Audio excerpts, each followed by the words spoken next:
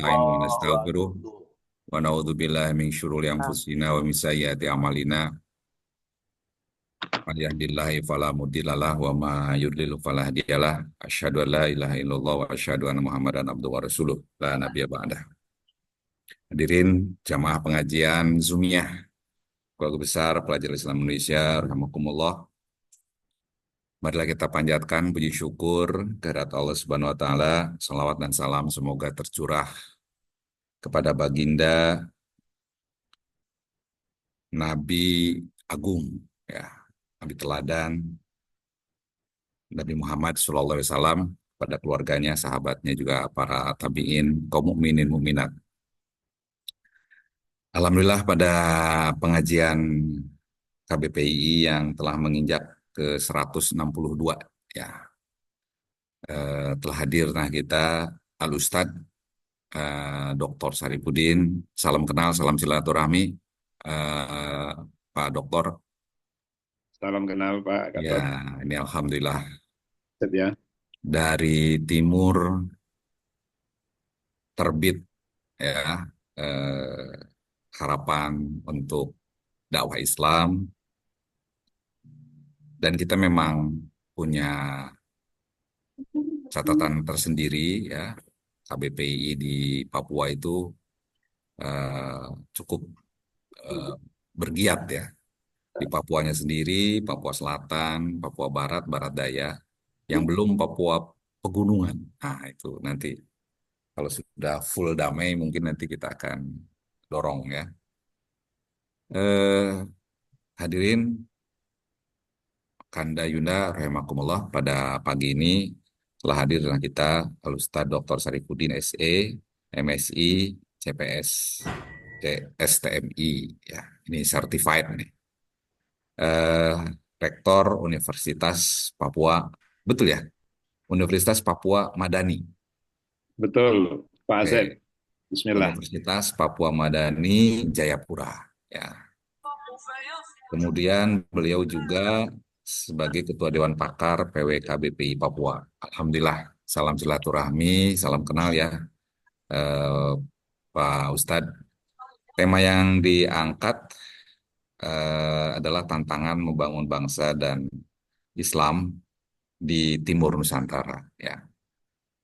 Jadi waktu kita dalam 1 jam itu biasanya 45 menit paparan, 15 menit dialog, gitu ya. Kalau berkenan ada tambahan waktu, nah bisa menyesuaikan.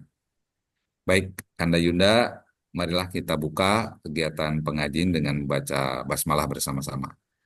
Bismillahirrahmanirrahim. Bismillahirrahmanirrahim. Untuk selanjutnya, saya persilahkan kepada Bapak Ustadz Dr. Saripudin untuk memulai materinya. Silakan, host, tampilkan materinya, silakan.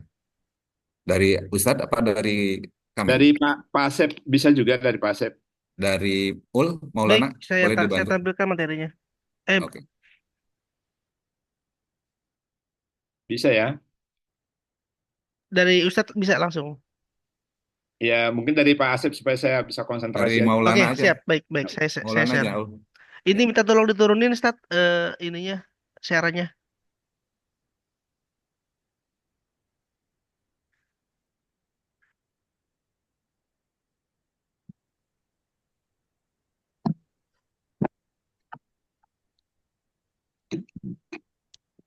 Di stop screen aja dulu. Nah,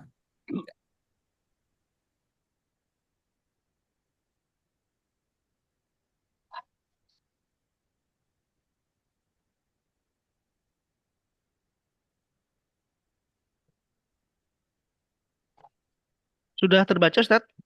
Ya, Alhamdulillah. Sudah Ya, bisa. baik. Ustadz Maulana bisa.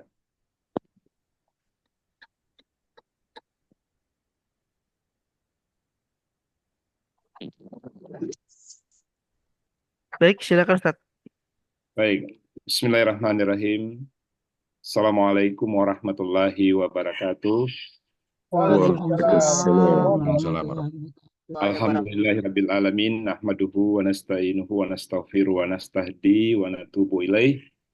Asyhadu an la ilaha illallah wahdahu la syarikalah wa asyhadu anna Muhammadan abduhu wa rasuluhu la nabiyya ba'da. Ya ayyuhallazina amanu ittaqullaha haqqa tuqatih wa la tamutunna illa wa antum muslimun.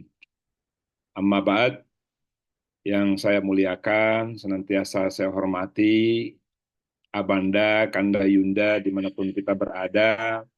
Alhamdulillah, pertama kita bersyukur kepada Allah, sampai pagi hari ini kita semua masih diberi oleh Allah Subhanahu wa Ta'ala kesempatan untuk menghirup udara, kesempatan untuk bertemu, berbagi ilmu, walaupun kita semua mungkin dipisahkan oleh jarak dan waktu. Tapi semua itu insya Allah akan menjadi pahala bagi kita yang akan dipertemukan kelak di yaumil akhir nanti bersama dengan orang-orang yang senantiasa saling ingat mengingatkan. Amin. Anda Yunda yang saya muliakan, yang kedua ini kebetulan pas bersamaan dengan hari Jumat pagi, biasanya ada Jumat berkah. Karena kita tidak bertemu tatap muka secara langsung, maka Jumat berkahnya ya kita berbagi ilmu dan juga saling mengingatkan saja untuk kebaikan. Kemudian kita memperbanyak salawat dan salam kepada Nabi kita Rasulullah Muhammad SAW, Nabi yang telah membawa kita pada alam kegelapan menuju kepada alam yang terang benderang, yang tentunya disinari dengan wahyu, disinari dengan Al-Quran dan Sunnah. Anda Yunda yang saya muliakan, Papua ini adalah wilayah rahmat sebenarnya. Tadi sudah disampaikan oleh Abangda Asep bahwa di Papua itu jauh dari timur, tetapi sudah muncul dakwah-dakwah yang disampaikan oleh saudara-saudara kita yang seiman. Tapi saya menyampaikan dulu bahwa kenapa saya menyampaikan bahwa Papua itu adalah daerah rahmat, karena perbedaan waktu itu adalah rahmat, Ustadz. Coba kita lihat sekarang di Jakarta jam 8. 2 jam yang lalu, jam 6 di waktu Papua ini, di waktu Papua jam 8, di Jakarta kan masih jam 6. Artinya kami di sini sudah lebih dahulu melaksanakan ibadah, lebih dahulu makan berkat yang Allah berikan, lebih dahulu bertemu dengan saudara-saudara kita kaum muslimin yang ada di Papua. Artinya rahmat itu lebih dahulu kita rasakan. Itulah yang menjadi perbedaan kenapa Papua itu memang terlambat dari sisi agama Islam itu masuk, tetapi dari sisi perkembangannya insya Allah akan lebih cepat. Karena semua yang datang ke Papua ini, begitu dia menginjakkan kakinya di tanah Papua, maka itu akan diikuti dengan niat berdakwah ilallah. Saudaraku, Abangda, Kanda Yunda, dimanapun kita berada, di slide pertama ini, maksud dan tujuan Allah itu memberi ujian atau tantangan, itu dijelaskan dalam surah Al-Ankabut. A'udzubillahi minasyaitonirrajim, bismillahirrahmanirrahim. Ahasaban nasu ayyutraku wa an yaqulu amanna wa hum la yuftanun. Kalau kita terjemahkan, apakah manusia itu mengira bahwa mereka itu akan dibiarkan begitu saja pada setiap waktu, tempat, dan situasi, dan hanya mengatakan kami telah beriman? Lah, jadi dan mereka itu tidak diuji dengan hal-hal yang dapat membuktikan hakikat keimanan mereka, yaitu dalam bentuk cobaan-cobaan dan tugas-tugas keagamaan. Nah, ini Al-Quran menyampaikan bahwa kita semua itu diberikan tugas-tugas keagamaan, tapi sekaligus menjadi cobaan-cobaan bagi kita. Itulah yang disebut dengan tantangan. Kemudian sunnah atau hukum Allah SWT adalah melakukan hal itu melalui kita sehingga kita pun melewati berbagai cobaan hidup. Karena hidup ini tidak lain adalah ujian. Sebagaimana disebutkan dalam Al-Quran surah Al-Mulk ayat 2, Allazi khalaqal mauta wal hayata liyabluwakum ayyukum ahsanu amala wa huwal azizul ghafur. Ia menciptakan mati dan hidup untuk menguji kamu. Siapa di antara kamu yang lebih baik amalnya. Dan dia maha perkasa lagi maha pengampun. Di sini garis bawahi Bapak Ibu, Abanda, Kanda Yunda, siapa yang lebih baik amalnya, bukan yang terbanyak amalnya. Ahsanu amala itu dibuktikan dengan kesungguhan, niat yang benar, di tempat yang cocok atau sesuai, dan ujiannya berat. Sehingga kalau ketiga-tiganya itu terpenuhi, itulah ahsanu amala, sebaik-baik amal yang Allah SWT akan ganjar dengan pahala yang besar. Al-Mulk ayat kedua. Next. Kemudian, Bapak Ibu, Kanda Yunda, dimanapun kita berada, berbicara tentang tantangan zaman modern, Allah Subhanahu wa taala berfirman juga di dalam Al-Qur'an surah At-Tahrim ayat 66. Ayat 6 ya, bahwa ya ayyuhallazina amanu qu anfusakum wa ahlikum nara wa quduhan nas wal hijarah 'alaiha malaikatun giladzun zidat la ya'sunallaha ma amarahum wa yaf'aluna ma yu'marun. Kalau kita terjemahkan, hai orang-orang yang beriman, peliharalah dirimu dan keluargamu dari api neraka. Bahan bakarnya adalah manusia dan batu. Penjaganya malaikat-malaikat yang sangat kasar dan keras, namun tidak mendurhakai perintah Allah terhadap apa yang diperintahkannya kepada mereka dan selalu mengerjakan apa yang diperintahkan. Ayat ini, Kanda Yunda, biasanya diartikan sebagai ayat yang menyampaikan setiap keluarga itu untuk menjaga anggota keluarganya dari siksaan api neraka. Padahal maksud dari ayat ini adalah selain dalam keluarga, maka kita juga dituntut untuk menjaga alam, menjaga apa yang ada di sekitar kita termasuk lingkungan, dan juga menjaga orang-orang yang ada di dalam tempat kita berada kaum muslimin. Sehingga kalau kita berdakwah, itu adalah bentuk menjaga orang-orang ini bisa berjalan pada trail yang benar. Nanti kita akan bahas sebentar apa sih yang ada di tanah Papua ini dan tantangannya bagaimana. Next. Kemudian berikutnya, tugas seorang rasul. Kalau tadi kita berbicara tentang ayat, karena Islam itu kalau kita bahas, kita bicarakan tentang Islam, maka tidak bisa keluar dari dua hal. Yang pertama, berdasarkan dalil Al-Quran, maupun dari sunnah Rasul atau ijma para ulama. Itu tidak bisa kita lepas. Jadi tidak bisa kita berbahasa apa A, apa B, kalau tidak berdasarkan dengan apa yang disebutkan dalam Al-Quran maupun hadis dan ijma para ulama. Nah, tugas seorang Rasul dalam surah Al-An'am ayat 48 disebutkan bahwa wa manursilul mursalina illa mubassirina wa munsirina paman amana wa aslaha fala khaufun alaihim walahum yahsanun. Tidaklah kami utus para rasul melainkan untuk memberi kabar gembira dan memberi peringatan. Siapa yang beriman dan mengadakan perbaikan, maka tidak ada rasa takut pada mereka dan mereka itu tidak bersedih hati. Hadis ini menunjukkan bahwa seorang nabi dan rasul diutus itu untuk memberi kabar gembira dan juga memberi peringatan. Siapa yang beriman dan mengadakan perbaikan, maka tidak ada rasa takut. Ini konsep bagaimana menerima tantangan itu. Intinya kita menyampaikan kabar gembira sekaligus memberi peringatan. Kalau itu dari Nabi menyampaikan seperti itu, maka insya Allah akan terjadi perbaikan di dunia, akhirat maupun di lingkungan kehidupan kita kaum muslimin. Tidak ada rasa takut dan mereka tidak bisa bersedih hati. Next. Kemudian Bapak Ibu, Kanda Yunda dimanapun kita berada, ini ada beberapa yang saya sampaikan bahwa tantangan dalam membangun bangsa dan juga agama itu,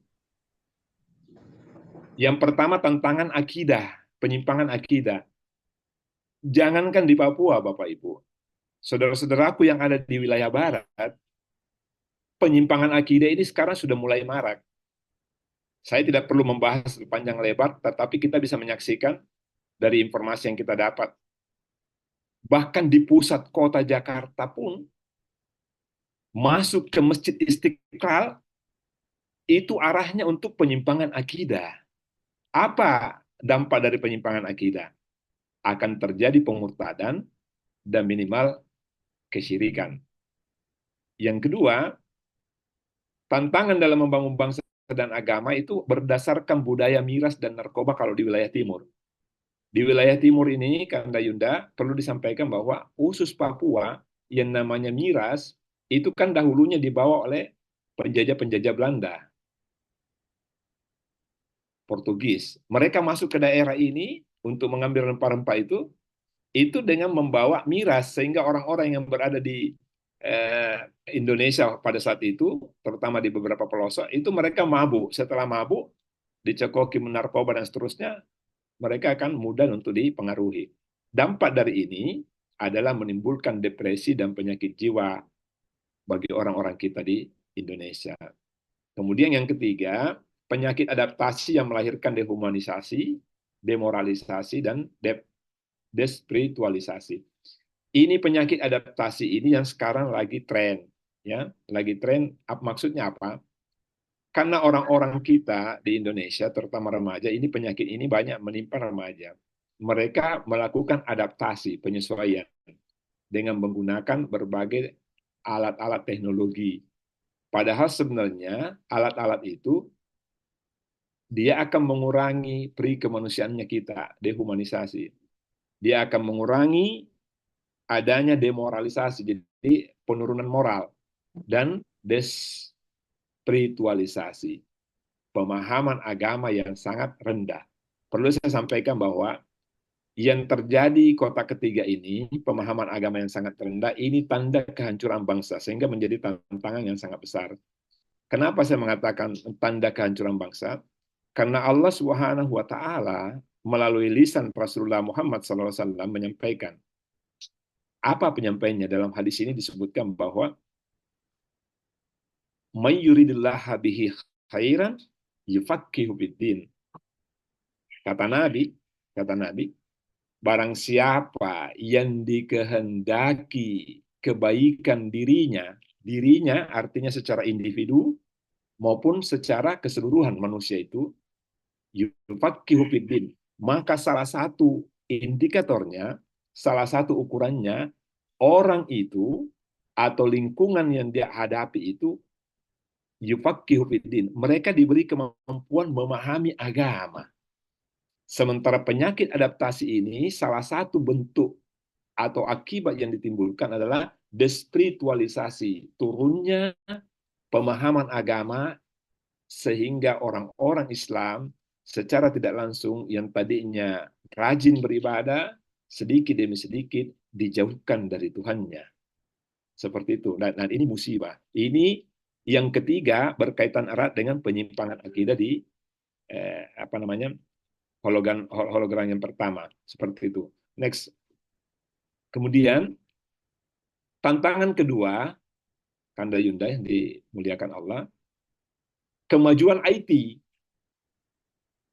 Kemajuan IT itu akan membawa dampak dua hal, dampak positif dan dampak negatif.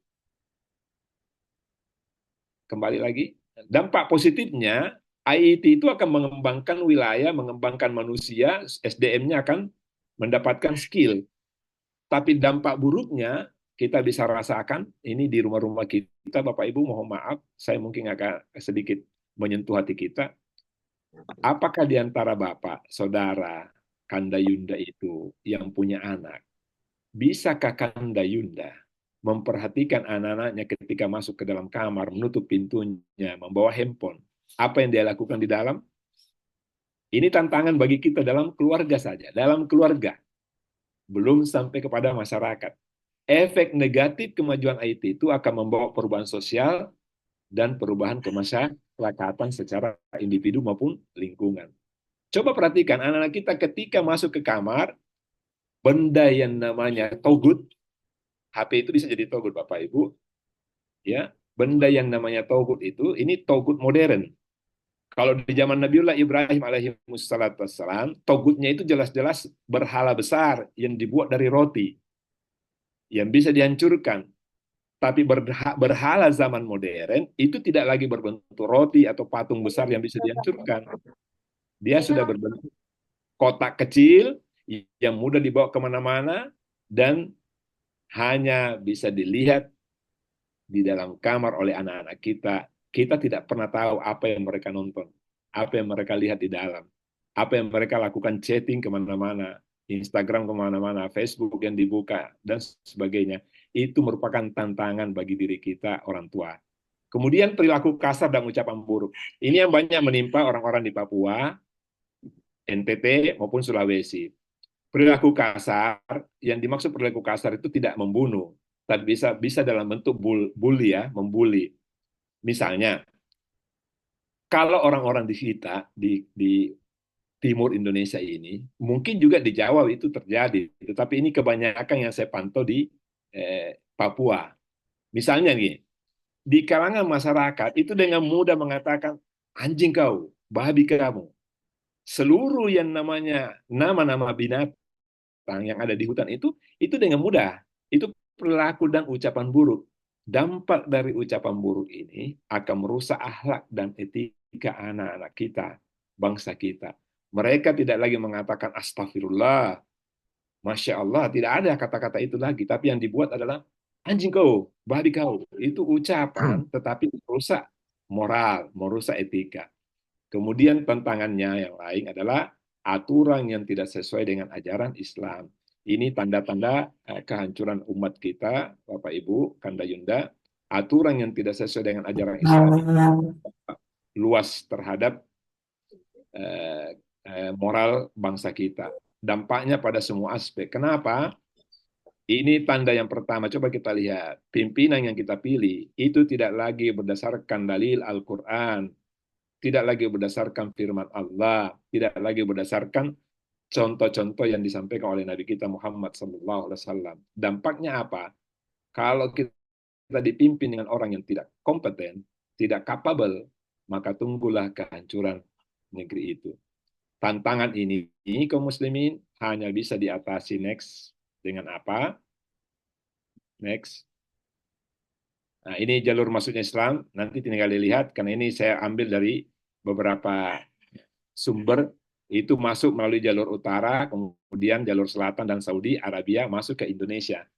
Kenapa saya angkat ini? Karena kita mengambil topik ini di Timur Nusantara. Nah, di Timur Nusantara itu kan masuknya juga melalui Saudi Arabia, jalur utara, jalur selatan masuk ke Indonesia. Dari Damaskus, kemudian Baghdad, Gujarat, Sri Lanka, kemudian Yaman, Gujarat, dan Sri Lanka ke Indonesia. Semua masuk bersamaan. Nah, kalau di Papua tidak langsung masuk ke pusat kota Papua, tapi itu melalui jalur Tidore, Ternate Tidore. Kerajaan Ternate dan Tidore pada saat itu mulai membuka dakwah Islam, mengajarkan Islam masuk ke pelosok-pelosok tanah air Indonesia. Seperti itu Bapak Ibu, Kanda Yunda. Lanjut. Kemudian Islam di Indonesia studi perkembangannya seperti ini Bapak Ibu. Kita lihat ini hampir seluruh pelosok sudah ada ajaran-ajaran Islam yang masuk. Termasuk di Papua Timur, Papua Barat, Irian Jaya yang saat ini saya berada, dan Papua Tengah. Apalagi sekarang ini Papua sudah dibagi menjadi 6 provinsi. Akan semakin berkembang ke depan.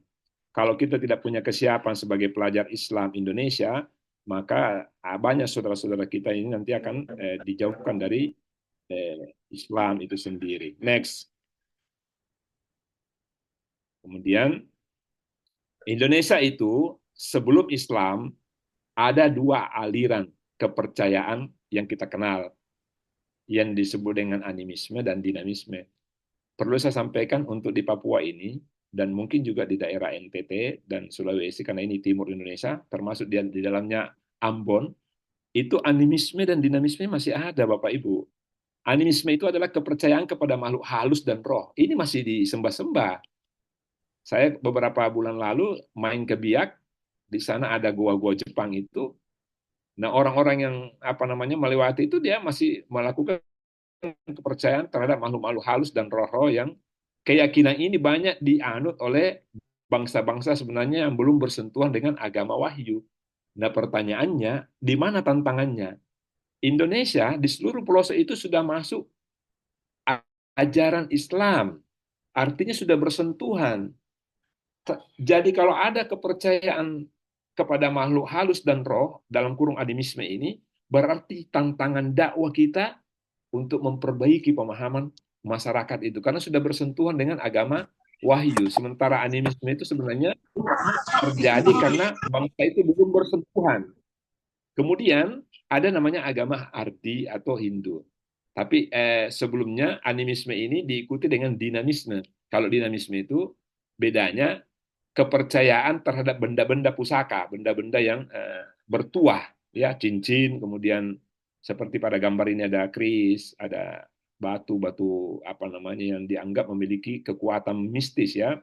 Kemudian ada potongan bambu yang bertemu antara pucuk dengan pucuk. Itu dianggap benda ini memiliki kekuatan gaib. Sementara kita perlu tahu kekuatan gaib satu-satunya hanya Allah Subhanahu wa taala. Saudara kita yang masih mempercayai ini, maka dipastikan bisa terjerumus pada kesyirikan dan itu tantangan kita sebagai pelajar Islam Indonesia. Next. Nah, ini tantangan yang paling berat bagi bangsa Indonesia dan bagi agama Islam. Apa kira-kira? Satu saja Bapak Ibu. Next. Tantangan yang paling berat itu dan juga peran organisasi Islam bagaimana dengan PII. Kita lihat di bawah. Next. Ini tawaran sekaligus tantangan. Yang saya pantau, ini karena kita berbicara Islam, maka tantangannya cuma satu. Tantangan pada arah pemurtadan saudara-saudara kita di ufuk Indonesia Timur ini. Jadi mereka dimurtadkan, dikeluarkan dari agama Islam dengan berbagai cara. Maka solusinya luruskan akidah umat Islam. Sehingga pelajar-pelajar Islam Indonesia ini perlu betul-betul menguasai teori akidah, teori tauhid, teori bagaimana mengesahkan Allah dengan sebenar-benarnya mengesahkan. Sehingga orang-orang yang kita dakwai ini bisa selamat. Kemudian dari aspek pembangunan, ini mungkin saran saya saja, tingkatkan pendidikan, kuasai teknologi, ciptakan aturan hukum yang berlandaskan Al-Quran dan Sunnah. Nah, ini dua aspek yang bisa kita jadikan sebagai solusi bagaimana menyelamatkan umat. Saya tutup Bapak Ibu, Kanda Yunda yang saya muliakan. Salah satu syarat keselamatan umat dunia wal akhirat itu dijelaskan dalam Al-Quran. Wallazina amanu walam yalbisu imanahum bizulmin ulaika lahumul amnu wahum muhtadun. Ayat ini mengatakan wallazina amanu, dan orang-orang yang beriman. Beriman itu berarti bertauhid, berakidah yang lurus. Walam, dan dia tidak yalbisu imanahum, mencampur adukkan keimanannya. Artinya kalau dia sudah beriman, dia tidak campur adukkan keimanannya dengan bizulmin. Bizulmin itu artinya kesyirikan. Karena dalam ayat lain, ketika Luqman mengajarkan anaknya, dia menyampaikan teori tentang bizulmin ini. Apa yang disampaikan Luqman? Wa isqala Luqmanu li ibnihi wa huwa ya'idhu. Ya bunayya la tusrik billah. Artinya ketika Luqman itu memberi pelajaran hikmah kepada anak-anaknya, Luqman menyampaikan, ya bunayya, wahai anakku, la tusriku billah. Jangan sekali-kali engkau memperserikatkan Allah. Lalu dia sampaikan, inna syirka, karena sesungguhnya syirik itu la zulmun azim. Itulah kezoliman yang sangat besar. Jadi yang saya katakan tadi, kezoliman itu adalah syirik yang mempertuhankan selain Allah, menganggap ada kekuatan selain Allah, memintanya kepada selain Allah. Kalau dia meninggal dunia, tidak ada ampunan dari Allah Subhanahu wa taala. Tapi kalau dia masih hidup, kita doakan diluruskan akidahnya, maka itulah kunci keselamatan bangsa, negara, masyarakat dan individu kita. Wallazina amanu, dan orang-orang yang beriman, walam yalbisu imanahum, asalkan tidak mencampur aduk keimanannya dengan kesyirikan, ulaika lahumul amnu. Kata Allah, mereka itulah yang akan diberikan keamanan. Keamanan. Ulaika lahumul amnu wahum muhtadun, dan mereka itulah yang akan diberikan petunjuk. Karena sesungguhnya syarat memperbaiki umat itu dengan meluruskan akidah dijelaskan dalam Al-Quran. Wa ma halaqtul jinna wal insa illa liya'budun. Tidaklah aku ciptakan manusia dan jin itu illa liya'budun, kecuali agar mereka itu mengabdi, menyembah kepada Allah Subhanahu wa ta'ala. Kemudian diutusnya Nabi dan Rasul itu bagian dari cara-cara Allah menyelamatkan manusia dari kesyirikan, dari kezaliman yang besar. Sebagaimana dijelaskan dalam Al-Quran surah An-Nahl, walaqad ba'atsna fi kulli ummatir rasulan an ibudullaha wajtanibut tagut faminhum man hadallahu wa minhum man haqqat 'alaiha dalalatu fasiru fil ardi fanzuru kaifa kana akibatul mukazzibin. Ya, artinya sesungguhnya kami telah mengutus seorang rasul untuk setiap umat untuk menyeru, mengajak umat itu sembahlah Allah dan jauhilah togut.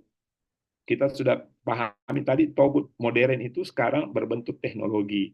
Jauhi teknologi bukan dalam arti tidak menggunakannya, tapi jauhi dampak-dampak buruk yang kita bisa alami, keluarga kita bisa mengalami, orang-orang terdekat kita mengalami, dan lingkungan kita bisa mengalaminya. Dan di antara mereka ada yang diberi petunjuk oleh Allah, dan ada pula yang ditetapkan dalam kesesatan. Maka belajarlah, berjalanlah kamu di muka bumi, dan perhatikanlah bagaimana kebodohan orang yang mendustakan Allah. Kemudian, hasa balagun linnasi wal yunsaru bihi waliya'lamu annama huwa ilahu wahidun waliyazakkara ulul albab. Al-Quran itu adalah penjelasan yang sempurna bagi manusia agar mereka diberi peringatan dengannya, dan agar mereka mengetahui bahwa dialah Tuhan yang Maha Esa, dan agar orang yang berakal mengambil pelajaran. Ini juga diturunnya Al-Quran karena itu menjadi petunjuk. Petunjuk untuk apa? Agar mereka bisa selamat dunia, selamat di akhirat kelak. Dan terakhir, allazina amanu wa lam yalbisu imanahum bizulmin ulaika lahumul amnu wa hum muhtadun. Yang tadi sudah saya jelaskan bahwa orang-orang yang beriman asalkan tidak mencampur adukkan iman mereka dengan kezaliman atau syirik, mereka itulah yang mendapat keamanan, dan mereka itulah orang-orang yang mendapat petunjuk. Wallahu a'lam. Demikian.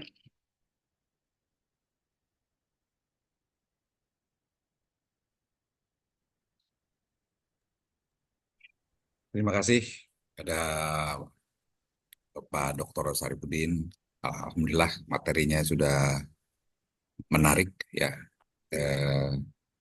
Kita akan diskusikan kepada izin Pak Ustadz.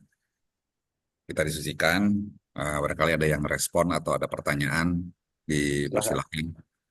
Ya, silakan Bapak Ibu. Silakan. Ada yang mau bertanya? Silakan. Ya. Yuk, Kang Asep. Siap. Oh, Kang Putus. Oke. Satu, saya cek dulu ya. Langsung aja, Kang Putus. Kang, Ya. silakan. Makasih Ustadz yang sudah menyampaikan sesuatu yang sangat luar biasa. Izin bertanya Ustadz. Tadi pembahasan tentang akhlak ya, yang mungkin ada pengalaman tersendiri tentang kalimat yang mungkin saya nggak tahu di Papua seperti apa, ada kalimat apakah di Papua juga ada kalimat anjing lu, babi lu gitu. Ya. Apaan? Bagaimana cara mengatasi kalimat-kalimat itu, karena memang mungkin khususnya di Sunda, di Jawa Barat, kalimat ya semacam anjing atau babi dalam bentuk di Sunda itu bedus gitu ya.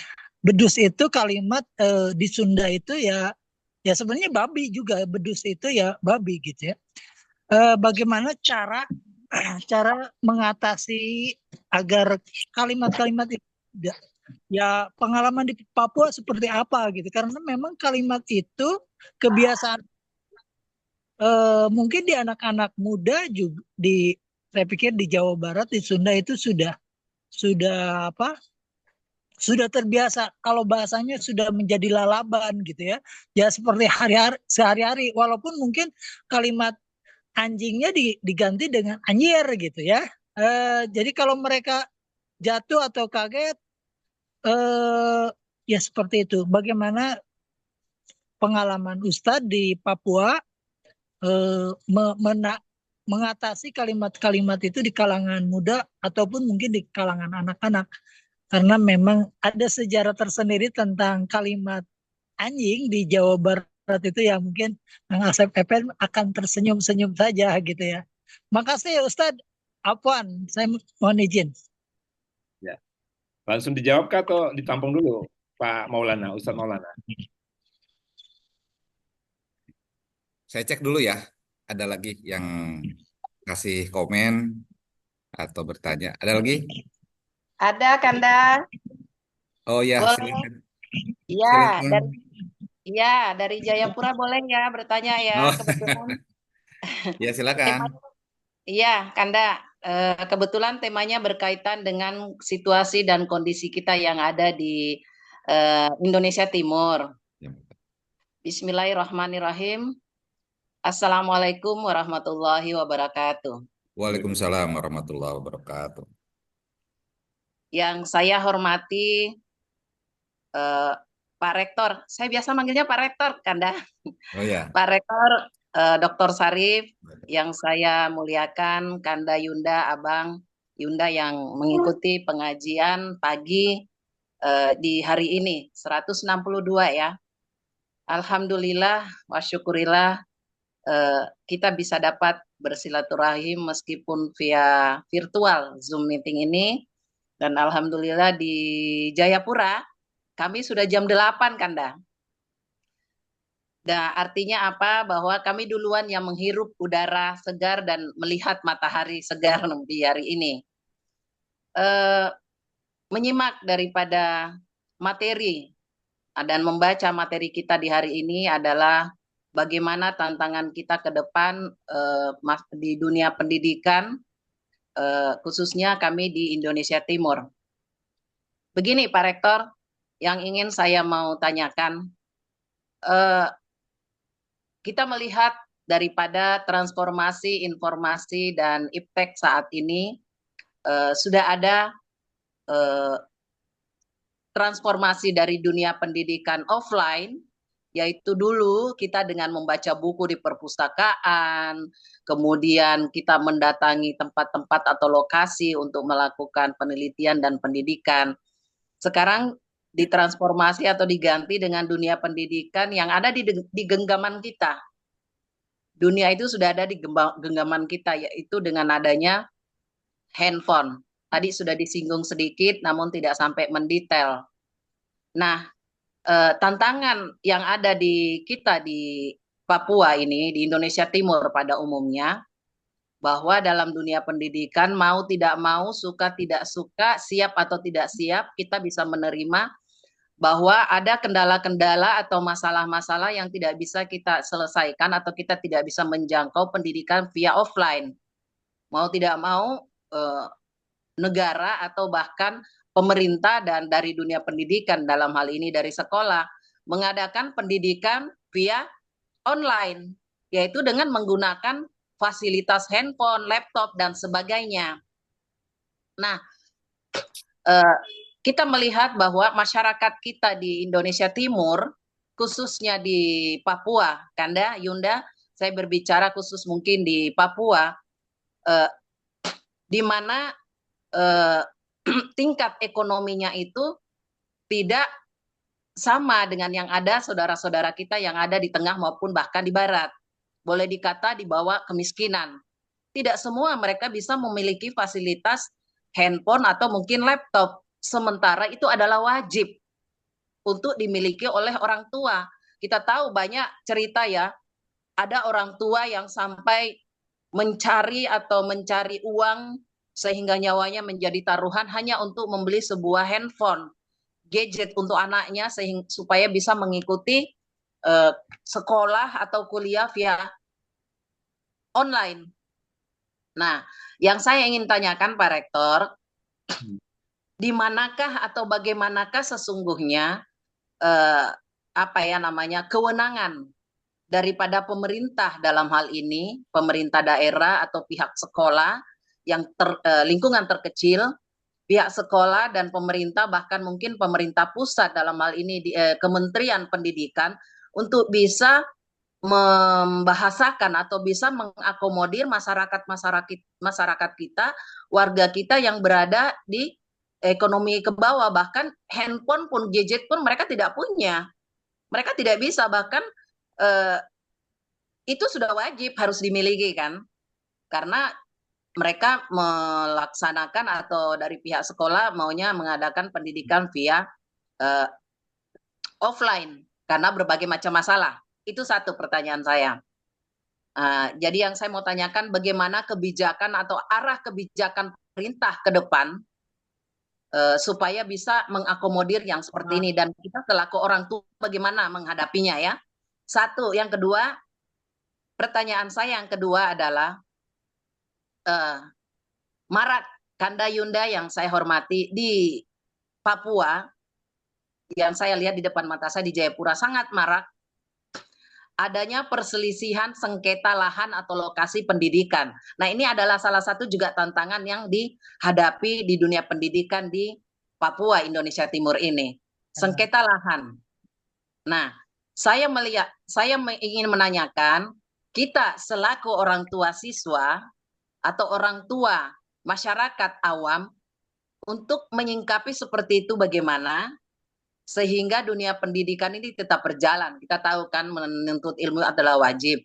Kedua, terkait dengan pemerintahan yang ada saat ini, kebetulan memang kita baru sedang dalam pilkada, kemudian pilpres, ini sudah terpilih dan sedikit lagi kita akan memilih pemimpin. Nah, sebenarnya menurut Pak Rektor, arah dan kebijakan daripada pemerintah daerah untuk menyelamatkan fasilitas, infrastruktur dan struktur sekolah atau pendidikan yang ada di Indonesia Timur itu seperti apa supaya bisa menyelamatkan. Seperti itu Kanda Yunda pertanyaan saya. Pak Rektor mohon pencerahannya, bagaimana masukan kita selaku keluarga besar PI untuk menyingkapi dan menyingkapinya. Terima kasih. Assalamualaikum warahmatullahi wabarakatuh. Waalaikumsalam warahmatullahi wabarakatuh. Ya, langsung. Assalamualaikum. Kalau satu lagi. Satu lagi. Indonesia. Siapa? Ini dari Yogyakarta. Ustaz Alimi. Ini pertanyaan yang praktis-praktis saja. Jadi di Yogyakarta dan sekitarnya itu sedang semarak penjualan miras M23.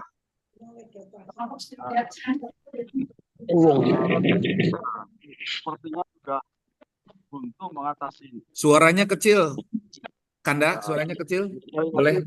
Kita sedang marah ini. Oh ya, oke. M23. Jadi kita sudah protes ke DPRD, kemudian ke wali kota, bupati, tapi mereka menjawab tidak bisa menutup atau mencabut izin karena izin itu dari pemerintah pusat. Majelis Ulama Indonesia Yogyakarta, Muhammadiyah dan NU sudah menyampaikan surat penolakan pembukaan toko miras tersebut. Tetapi malah semakin banyak ini dibuka. Dan kita merasa tidak berdaya karena itu dibackingi, didukung oleh mereka yang berwenang, yaitu Kapolda maupun Danrem di Yogyakarta itu. Itu terbukti pembukaan miras itu ada ucapan selamat dan sukses dari Kapolda dan juga dari Danrem. Dan nanti sore kita akan besar-besaran mendeklarasikan anti miras di Yogyakarta, yaitu di Masjid Jogo Karyan. Karena kalau di tempat-tempat umum itu kita akan dibubarkan karena itu dibatengi Kapolda maupun Danren setempat. Nah ini monggo ini kita mohon ini pencerahannya mengatasi masalah ini. Sepertinya sudah buntu ini karena menghadapi penguasa yang luar biasa mendukung beredarnya miras di Yogyakarta dan sekitarnya. Matur nuwun. Wassalamualaikum warahmatullahi wabarakatuh. Waalaikumsalam warahmatullahi wabarakatuh. Silakan, Ustadz.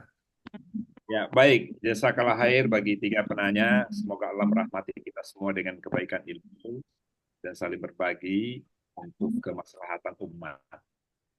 Saya mungkin mulai dari yang ketiga dulu. Afwan, saya belum tahu namanya Kanda Abangdah dari Jogja. Kanda Halimi. Oh ya, alhamdulillah Kanda Halimi. Salam buat Ustadz Jasir dari Papua. Saya selalu sama beliau dan beliau kan juga orang PII, Ustadz, ya, Pak Jasir, Ustadz Jasir, Takmir Masjid juga Karian. Ya, ini sangat menarik, Ustadz, bahwa yang namanya miras itu bukan hal baru. Miras itu sejak zaman jahiliyah sudah ada. Bahkan ketika Nabi kita Muhammad SAW itu hendak diutus, orang-orang Arab Badui sama orang-orang Arab di kota itu, mirasnya itu melebihi penampungan air kita di rumah masing-masing. Sampai mereka ketika turun air. Halo? Lanjut Ustaz. Lanjut. Bocor itu bocor. Ya, sampai mereka ketika akan diutusnya Nabi kita Muhammad SAW untuk menyampaikan bahwa miras itu haram, orang-orang Arab itu berlomba-lomba menumpahkan di jalan sampai banjir dengan miras waktu itu. Yang menjadi masalah kalau di Indonesia memang karena dibekingi oleh orang-orang penguasa, orang-orang tertentu. Maka salah satu cara kan ada 3 cara untuk mengatasi itu, Ustadz Bang Halimin. Cara yang paling rendah itu adalah kita berdoa supaya kita dijauhkan dari keburukan miras itu. Ada doanya karena Allah SWT menyampaikan walau anna ahlal qura amanu wattaqau lapata'na alaihim barakatin minas sama'i wal ardh walakin kadzabu fasnahum bima kanu yaksibun. Kalaulah orang-orang di satu daerah itu, di satu tempat itu semua beriman dan bertakwa, yang dimaksud beriman dan bertakwa adalah berani menegur, berani melarang, berani berdemo untuk kemaslahatan umat, maka Allah katakan barakatim minas sama'i wal ardh. Pasti akan diturunkan di tempat itu barakah dari atas minas sama'i dan dari bumi wal ardh. Walakin kadzabu fasnahum bima kanu yaksibun. Tapi kalau mereka itu mendiamkan saja, membiarkan seolah-olah dia tidak tahu, maka azab Allah itu tunggu, pasti akan datang. Itu cara pertama dengan doa. Tapi itu selama-lama iman. Cara kedua, ini dimulai dari aturan. Tadi kan saya sudah angkat bahwa salah satu tantangan itu adalah hukum yang berlaku di Indonesia itu bukan hukum Islam, tapi hukum negara yang sudah dipolitisasi, sudah dipolitisir sehingga tidak banyak membawa dampak kemaslahatan bagi umat di daerah-daerah tertentu. Di Jogja itu juga yang namanya miras mungkin menjadi tren. Nah, salah satu cara untuk membuat itu semua hilang, Ustadz, adalah kita berani datangi DPR, wakil rakyat, datangi penguasa kalau perlu presiden. Ini mohon direkam dan di-share sebanyak-banyaknya. Datangi mereka yang menjadi penguasa yang sebentar lagi dilantik tanggal 20 Oktober itu. Karena mereka dipilih dari rakyat, jangan sampai rakyat ini menderita, rusak moralnya disebabkan dari salah satu miras itu. Yang ketiga, yang pertama sekali, jangan pernah takut menghilangkan miras itu dari peredaran di daerah kita. Caranya bagaimana? Aturan daerah, karena ini kan musibah di mana-mana, Ustadz, termasuk di Papua ini. Bahkan di Papua itu saya kenal baik siapa distributor mirasnya, saya kenal. Tapi mereka penguasa, banyak duit, ya kita kalah suara. Tapi yang namanya dakwah itu tidak bisa takut dengan penguasa. Hanya caranya kita mendakwahi bukan dengan cara didemonstrasi dan dirusak dia punya karir, dia punya nama. Tidak, kita datangi, nasihati. Bapak, salah satu dosa yang mendapatkan dosa-dosa yang lain adalah bersumber dari miras itu. Maka satu-satunya jalan, tutup. Caranya, buat aturan daerah, larangan distribusi miras, larangan menengguk miras, karena semuanya akan dapat. Yang menjual, yang membeli, yang disuruh, yang mengantar, yang menuang, semuanya akan dapat musibah dampak dari miras itu, Ustaz. Itu yang saya bisa jawab. Jadi kalau selama ini belum ada catatan yang bisa memperbaiki, ya coba cara ini. Tapi memang dibutuhkan mental ya, dibutuhkan mental. Kalau saya di Jogja mungkin saya bisa bantu kita demonstrasi ke sana dengan cara yang baik. Tapi saya jauh, Ustaz. Ya. Kemudian pertanyaan kedua dari Yunda Mulyati, beliau memang orang hukum, jadi wajar kalau dia bertanya apa kebijakan yang bisa menguatkan fasilitas. Di Papua ini kan perlu diketahui bahwa berlaku hukum adat dan juga berlaku hukum negara. Di beberapa tempat hukum adat itu lebih tinggi dibanding hukum negara, padahal tidak boleh. Secara hukum negara itu berada di atas hukum adat. Tapi kejadian di beberapa daerah, hukum adat lebih menonjol. Contoh, kita sudah membeli aset untuk dibangun sekolah. Pada saat kita beli, sertifikatnya lengkap. Surat-suratnya lengkap, administrasinya dipenuhi semua. Tapi kalau tidak dilakukan pelepasan adat, maka suatu waktu akan dituntut oleh pemangku adat bahwa tanah yang kita beli itu tidak sah. Artinya apa? Secara hukum sudah diikat dengan aturan sertifikat, sudah diikat dengan aturan administrasi yang baik, tapi adat masih bisa melakukan gugatan. Artinya hukum Indonesia ini, hukum negara masih bisa dikuasai oleh hukum adat. Ini juga masalah atau tantangan yang berat bagi kita. Itu yang kemudian kewenangan pada sekolah dan bisa mengkondisikan bagaimana arah dan kebijakannya yang bisa mengakomodir semua. Ya satu-satunya jalan. Ini kan musibah besar secara hukum ya, karena kan ini orang hukum.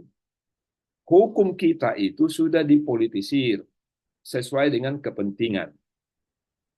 Kalaulah seandainya ada orang hukum di Indonesia ini berani mengatakan bahwa tidak boleh hukum adat itu di atas hukum negara, maka itu salah satu cara mengakomodir kebijakan-kebijakan yang dijalankan oleh pemerintah. Kalau tidak bisa seperti itu, pasti semua aset yang sudah dibeli akan dituntut kembali, dan itu akan menjadi masalah di kemudian hari dengan anak-anak cucu kita.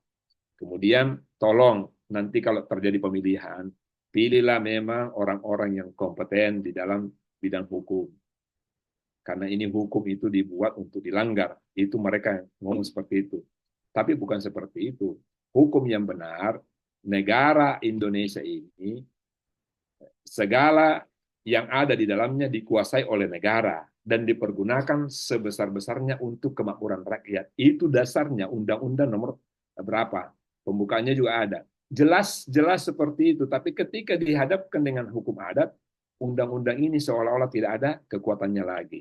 Jadi tidak bisa dibuat kebijakan yang baik kalau undang-undangnya masih diintervensi dengan undang-undang daerah. Wallahu a'lam. Kemudian yang pertama pertanyaannya ini, terima kasih banyak pengalaman mendengar Abang Da ini di Jogja, debus ya? Apakah? Saya kurang dengar tadi. Dari Tasik, Jawa Barat. Kus dari Tasik. Ya Ustaz, ya mohon izin. Saya memang menyaksikan karena saya pengajar. Saya di kampus mengajar dan kadang-kadang menjemput anak di sekolah itu mudah sekali Ustaz. Sangat mudah anak-anak itu mendengar ucapan-ucapan yang tidak wajar atau tidak baik untuk diucapkan bagi orang-orang Islam. Tapi tidak bisa dihilangkan Ustaz. Apa sebabnya? Ini pengalaman, kan kita berbicara pengalaman. Kalau di Jogja namanya anjir atau apa tadi? Anjing jadi injir. Kemudian babi jadi debus. Itu memang benar. Seolah-olah kalimat itu adalah kalimat biasa, tidak mengandung makna keburukan. Nah, artinya memang dari sisi kita sebagai pengajar perlu diedukasi terus, mulai dari rumah. Edukasi yang terbaik itu dimulai dari rumah tangga kita, Ustadz. Dimulai dari ibunya yang mengajari anak-anaknya. Ketika dia berkata seperti ini, katakan, itu tidak boleh diucapkan seperti itu. Itu bahasa kotor, itu bahasa yang buruk. Tidak boleh kita ucapkan. Mulai dari rumah. Kemudian diedukasi dari sekolah, betul-betul yang mendiri itu akhlaknya baik. Jangan sekedar guru, karena guru juga tuh ada dua. Ada guru terpanggil, ada guru panggilan. Kalau hanya sekedar guru panggilan, dia tidak peduli hal-hal seperti itu, Ustaz. Karena yang dia cari uang. Kalau guru terpanggil, memang dia mengajar, dia mendidik, dan betul-betul memperbaiki umat. Jadi cari yang seperti itu. Kemudian di lingkungan itu harus memang betul-betul kita bertetangga dengan orang-orang yang baik, itu akan menularkan kebaikan. Tapi kalau di sebelah-sebelah rumah kita yang sering bertengkar, sering menyampaikan kata-kata yang buruk, itu menjadi pengalaman buruk bagi keluarga kita, Ustaz.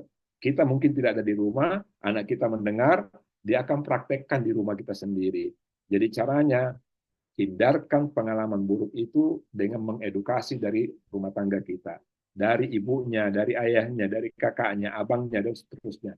Kemudian dari sekolahnya, disiapkan guru-guru yang memang berakhlak baik, berakhlakul karimah, dan tidak melihat dari sisi uangnya saja, tapi memang dia mengabdi untuk kebaikan umat. Wallahu a'lam. Demikian. Ya, terima kasih.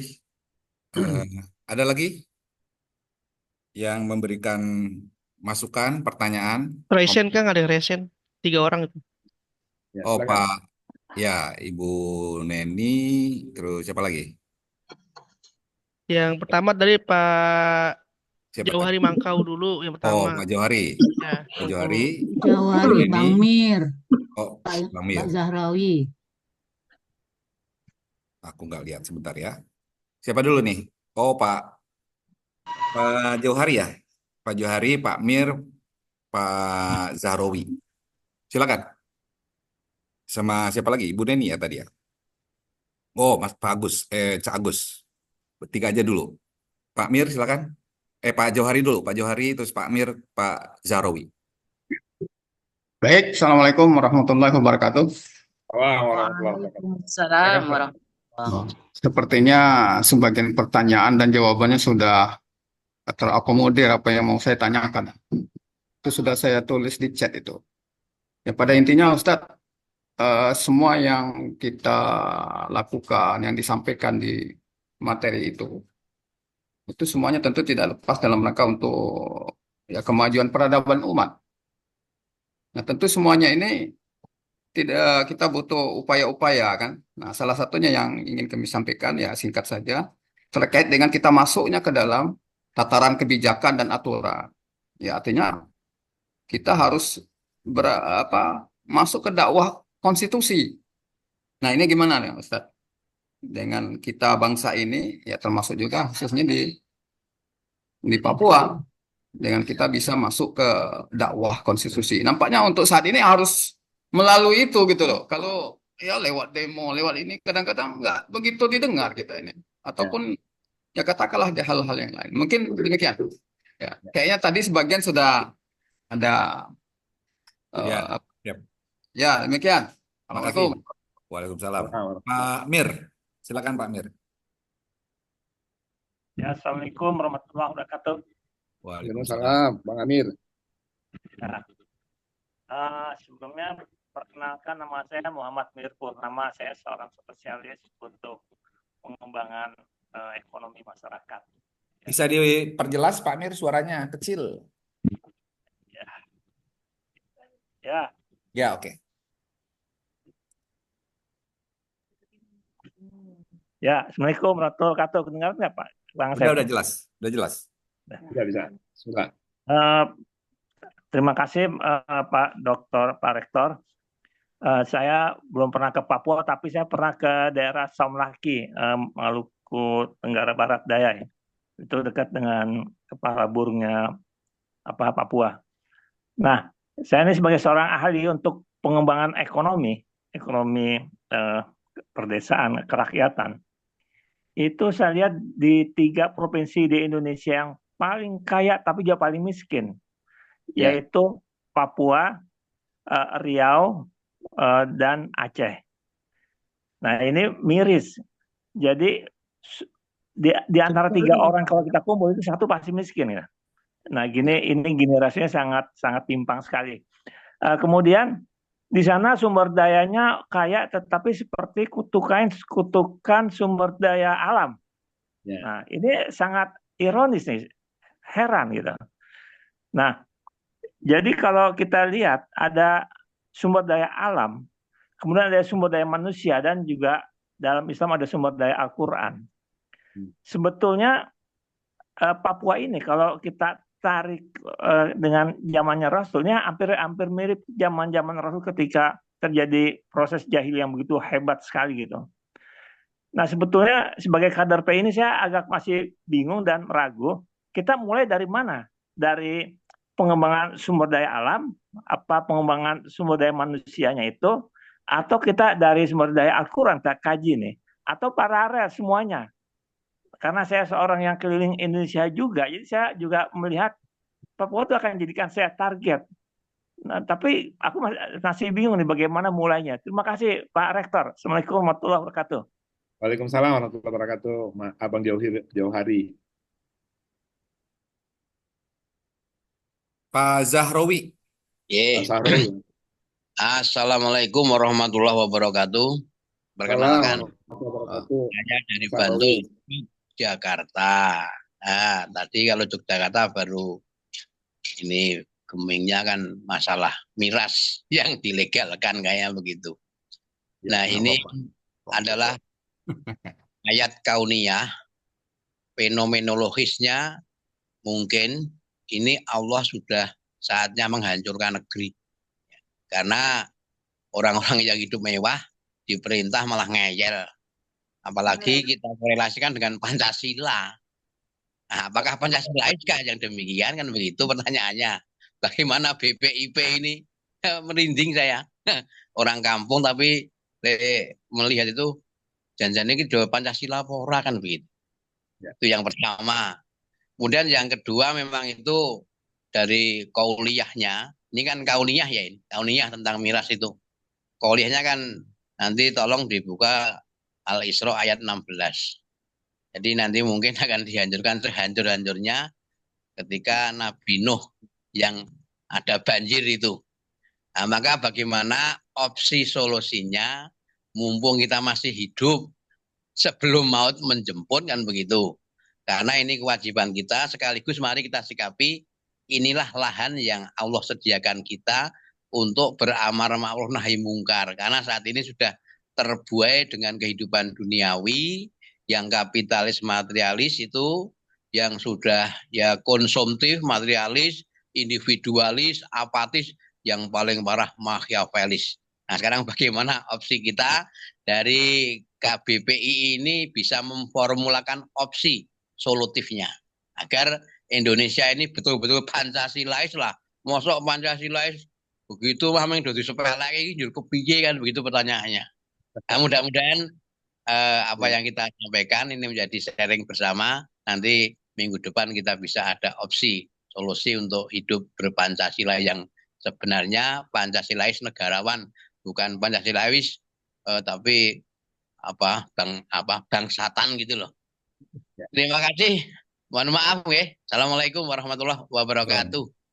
Biar sekalian Ustadz ya, sini masih ada yang mengisahkan lagi. Silakan ditambah aja waktunya, Ustadz Maulana, ditambah aja waktunya. Kita menyesuaikan aja, nggak apa-apa. Ya, Tadi Cak Agus sama boleh. Cak Agus sama Bu Sri. Ya, setelah Pak Cak Agus, Bu Sri Neni. Ya, lanjut. Oh, saya dulu ya? Ya, silakan Cak. Baik. Assalamualaikum warahmatullahi wabarakatuh. Waalaikumsalam warahmatullahi wabarakatuh. Saya hanya sharing saja mengenai kebiasaan mengungkap sesuatu yang refleks, yang ungkapan itu sesungguhnya tidak bagus ya, apalagi dalam dunia anak-anak. Ini menurut saya salah satu yang bisa kita lakukan adalah dalam dunia pendidikan. Harus dimulai dalam dunia pendidikan baik formal maupun informal. Dalam pendidikan ini harus dilakukan kesamaan persepsi seluruhnya. Dewan guru yang ada di Papua maupun di tempat-tempat lain yang memiliki kebiasaan yang buruk itu pertama harus dimulai dari dunia pendidikan dulu.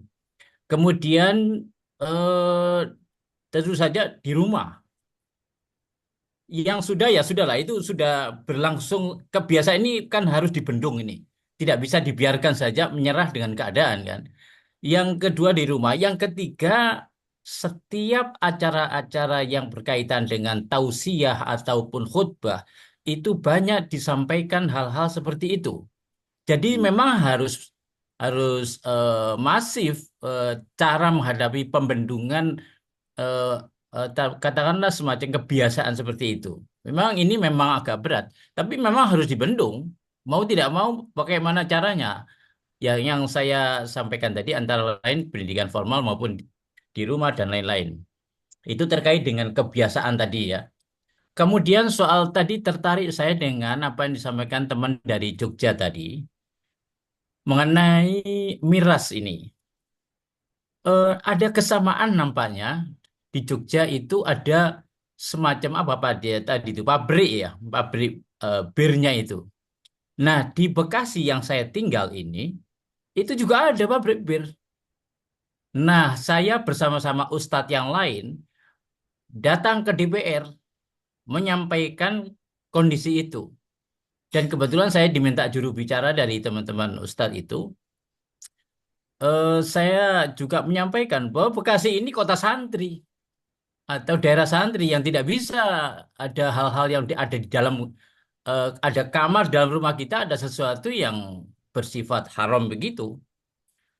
Tapi pihak DPR itu menyatakan bahwa kalau itu misalnya ditutup, lalu nanti karyawannya bagaimana itu? Yang jumlahnya ratusan itu, bahkan sampai lebih dari 1.000. Saya sampaikan bahwa Bapak lebih suka memelihara hal yang seperti itu, yang kemudian memang konsekuensinya pada karyawan, atau membiarkan anak-anak kita teler semua. Dampaknya itu nggak main-main, bukan ribuan itu, bisa jutaan, dan itu berketerusan bergenerasi-generasi. Lu apa Bapak mau begitu? Bangsa Indonesia itu mau teler semua begitu. Dan saya melihat ada semacam apa dari peristiwa Jogja tadi dengan di Bekasi ada semacam kesamaan. Ketika itu pihak DPR hanya mengatakan, waktu itu DPR juga ada Pemdanya juga, wakil bupatinya sampai ada juga. Mereka hanya mengatakan bahwa ini dari pusat. Jadi kami tidak bisa menutup. Alasannya sama dengan Jogja tadi, alasannya pusat. Sehingga timbul semacam dugaan saya bahwa ini jangan-jangan grand design di mana-mana daerah dikasih tahu alasannya selalu pusat. Sehingga seolah-olah daerah ini tidak bisa berbuat apa-apa, tidak memiliki kewenangan untuk berbuat sesuatu terhadap sesuatu yang berbahaya itu. Jadi ada semacam pelemparan tanggung jawab, lempar ke pusat. Saya tidak tahu apakah ini desainnya dibuat begitu oleh pihak apa namanya backingnya itu. Wallahu alam. Ini namanya perlu memang ada semacam penelusuran hal-hal begini ya. Memang negara ini penuh dengan backing. Sesuatu yang mudorot itu ada yang backing. Bahkan semacam sampai ke tingkat presiden pun, pemilihan umum pun, itu kan tidak lepas dari backing itu. Yang backing itu macam-macam bentuknya. Ada Naga 9 lah, ada oligarki, ada macam-macam. Nah itu negara kita ini memang dicetir oleh backing. Apa bentuknya yang backing itu teknis, taktis, ataupun strategis. Harus diakui ini semuanya terjebak dalam backing ini. Jadi ini saya melihat tugas kita memang tidak ringan hal begini. Itu saja sharing saya. Assalamualaikum warahmatullahi wabarakatuh. Salam, terima kasih Cak. Bu Sri? Assalamualaikum Waalaikumsalam warahmatullahi warahmatullahi wabarakatuh. Silakan. wabarakatuh. Ini saya pikir ya, untuk masalah yang tadi dibicarakan oleh teman-teman saya terdahulu, tentang adanya miras di Jogja, tentang HP yang diwajibkan oleh sekolah, tentang kata-kata yang tidak sopan, tentang anjing yang disebut jadi anjir gitu. Saya ingin mengomentari. Contoh misalnya soal HP yang diwajibkan oleh sekolah. Itu baik. Setiap anak punya HP itu baik. Tapi kita punya masalah yaitu tentang pornografi, porno ya. Jadi porno itu masuk juga ke HP. Itu bagaimana? Apakah guru-guru mengerti itu? Apakah pemerintah mengerti itu bahwa porno juga sesuatu yang bahaya untuk anak-anak? Kalau masuk ke HP anak-anak gitu.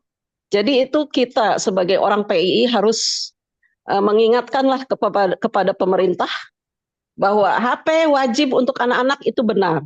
Tapi kalau ada porno masuk ke HP anak-anak itu bahaya, merusak gitu, merusak anak-anak kita, gitu kan? Itu soal HP. Soal kata-kata anjing, ya di Bandung ini, saya orang Bandung dan saya itu hidup dulu di lingkungan Cicadas itu, anak-anak sana biasa bilang anjing itu. Terus saya jadi guru ngaji di sana, saya buka pengajian, saya ceritakan kepada anak-anak tentang hal-hal yang baik, tentang apa-apa, tentang pacaran tidak boleh dan lain sebagainya. Alhamdulillah, ibu-ibu mereka juga saya ajak ngobrol, jadi saya suka ngobrol dengan masyarakat gitu kan, door to door. Kebetulan saya jadi ketua PKK, ya alhamdulillah, mereka menerima dan mereka bilang senang gitu. Jadi kita sebagai orang PII janganlah menjauh dari keburukan, tapi dekati mereka, beritahu mereka begitu Pak, kalau bisa, kalau menurut saya ya. Alhamdulillah itu. Saya kalau masuk ke sana lagi itu mereka senang gitu kan. Dan mereka memang orang-orang baik ternyata, orang-orang berpendidikan gitu. Hanya mereka juga bingung katanya, bagaimana ini saya ngajarin anak-anak saya gitu. Nah, alhamdulillah gitu ya.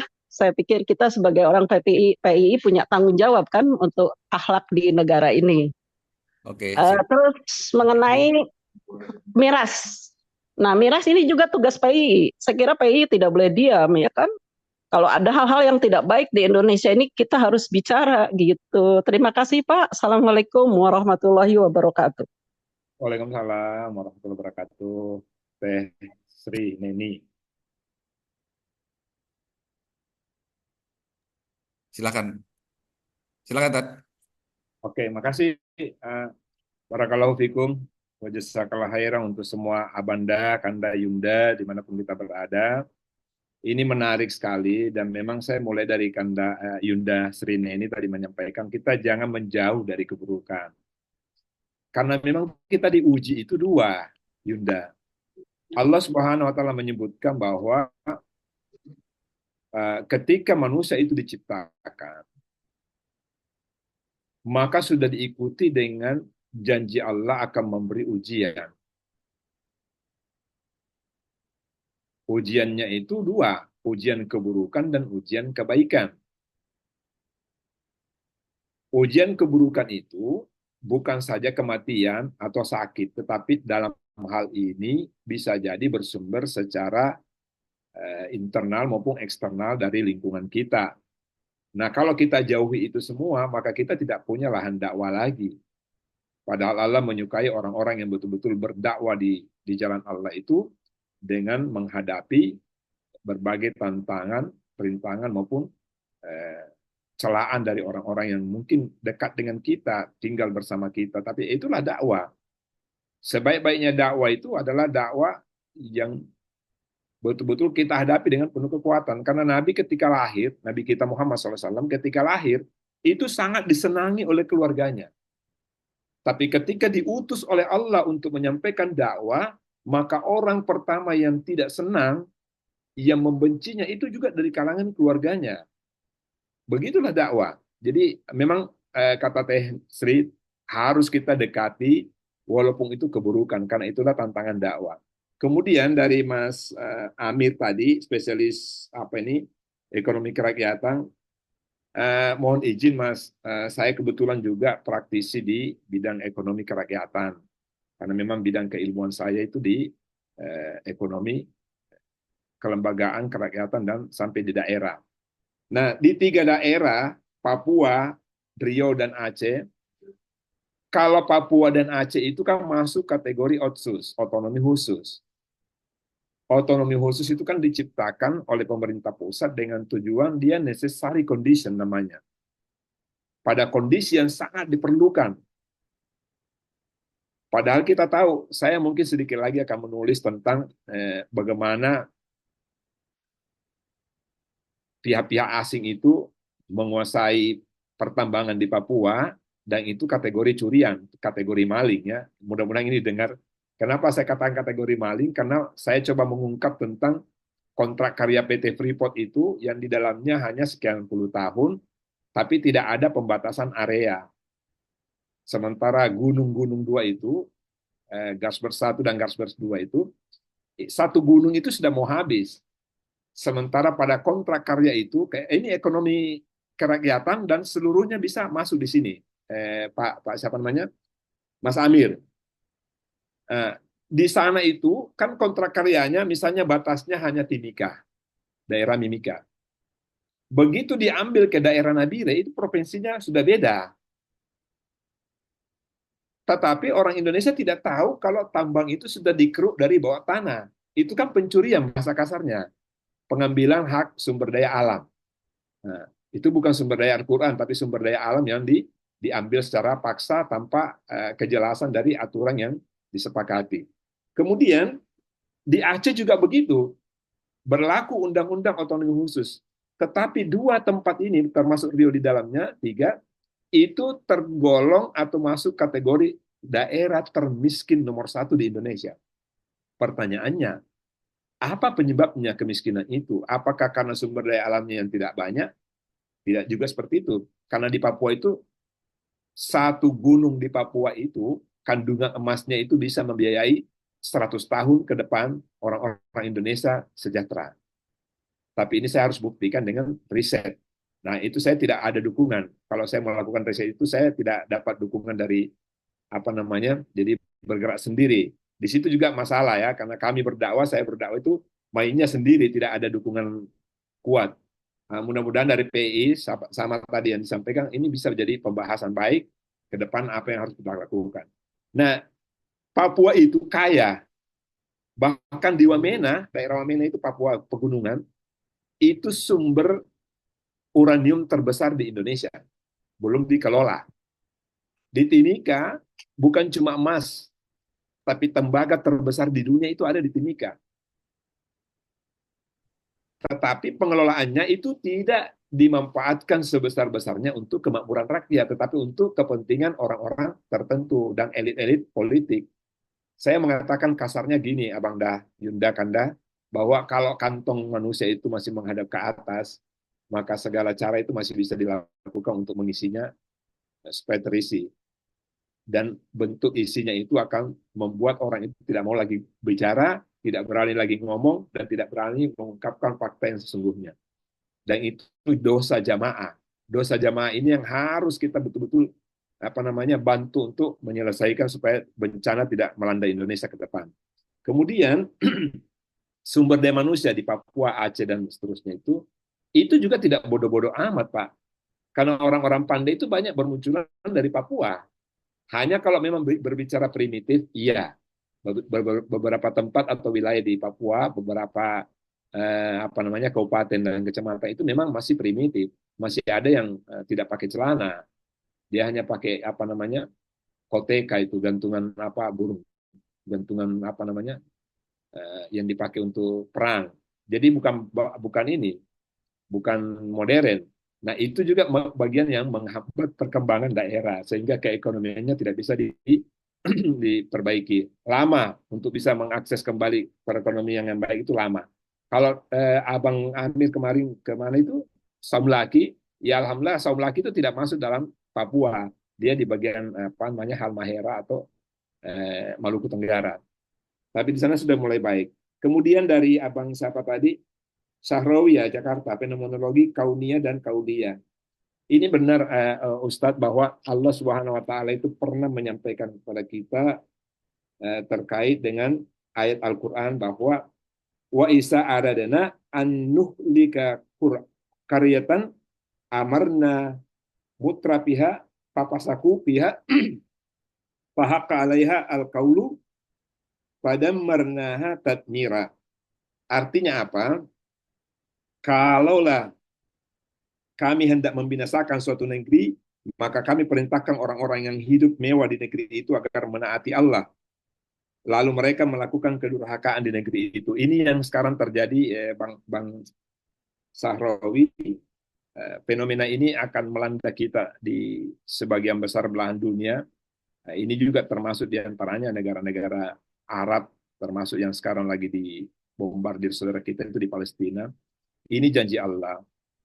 Hanya yang perlu kita sikapi adalah kenapa begitu bertubi-tubi ujian yang Allah berikan itu di daerah-daerah yang mayoritas Islam. Palestina itu kan mayoritas Islam, dekat dengan Arab Saudi, dekat dari Yaman dan sebagainya. Tapi kenapa bertubi-tubi diuji? Terlalu panjang kalau kita kaji dari aspek Al-Quran, tetapi begini, ketika Allah memberikan ujian, berarti ada yang salah, ada yang keliru, apakah dari aspek kebijakan, apakah dari aspek manusianya, sumber daya manusianya. Ini fenomenologi yang perlu diperbaiki. Salah satu contohnya, miras di Indonesia, itu beberapa tahun terakhir kan sudah mulai redup, nggak ada lagi.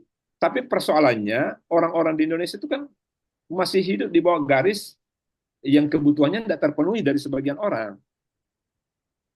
Karena yang jual miras itu mulai dari yang peras-peras beras itu yang dibuat jadi saguer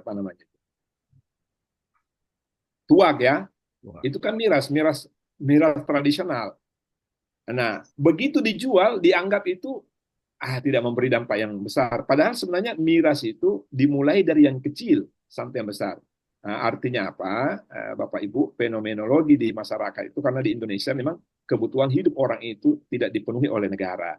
Maka kesimpulannya, negara harus betul-betul menjadi pengayom masyarakat. Negara harus betul-betul memperhatikan warga masyarakatnya, warga negaranya, bagaimana caranya membuat kehidupannya itu makmur supaya terhindar dari hal-hal yang merusak bangsa. Karena orang-orang yang buat miras itu karena ada kebutuhannya yang dia inginkan dan negara tidak penuhi. BPJS seharusnya itu kan tidak dibayar oleh individu, tapi itu dibayar oleh negara. Tapi kenyataannya orang yang masuk berobat dapat dengan kartu BPJS-nya itu dibatasi waktunya, sehingga kebutuhan dia untuk berobat dibatasi hanya 4 hari. Ini kan musibah. Kenapa terjadi seperti itu? Karena negara tidak memberikan perlindungan, tidak memberikan akses kesehatan yang betul-betul sempurna atau diberikan secara penuh kepada masyarakat. Itu perlu diperbaiki, dan mulai dari organisasi PI ini menyampaikan itu semua. Ya, saya sepakat mungkin perlu ada kajian khusus secara nasional bagaimana pelajar Islam Indonesia ini betul-betul amar ma'ruf nahi mungkar. Wallahu a'lam. Yang 2 pertanyaan ini bukan pertanyaan tapi masukan dari Sri Neni, Mbak Sri sama Pak siapa ini?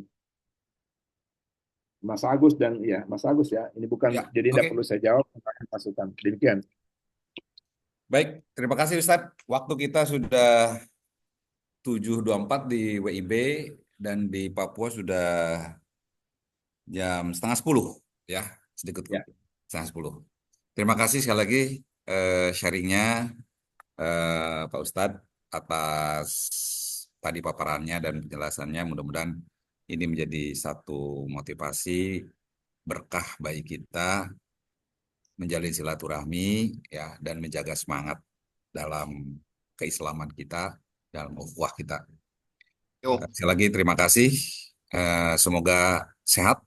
Sebelum tutup closing statement, Ustaz, silakan. Ya, baik. Abanda, Kanda Yunda, dimanapun kita berada, sebagai closing statement dari saya, kita akan punya keluarga. Minimal berdakwalah untuk keluarga kita dulu. Pasti dari Abanda semua, Kanda Yunda ini punya anak-anak. Ciptakanlah anak-anak yang bisa memandikan jenazah kita kelak. Ciptakanlah anak-anak yang bisa menyalatkan kita kelak ketika kita sudah meninggalkan mereka. Jangan melihat tingginya pendidikan yang kita berikan, tapi tidak mampu menyelatkan kita. Jangan melihat berapa banyak harta yang kita tinggalkan untuk mereka, tapi tidak bisa mendoakan kita.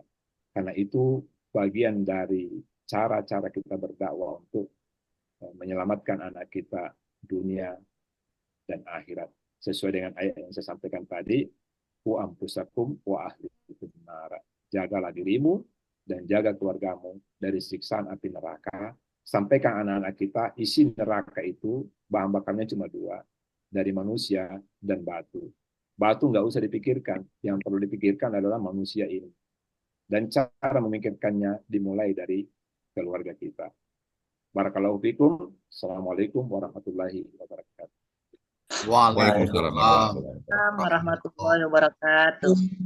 Baik, terima kasih Terima kasih Pak Ustadz Pak Dr. Rektor. Sarifudin, juga Kanda Yunda. Kita akhiri pengajian Jumat pagi KPPI ini dengan membaca doa akhir majelis. Subhanakallah wa bihamdika asyhadu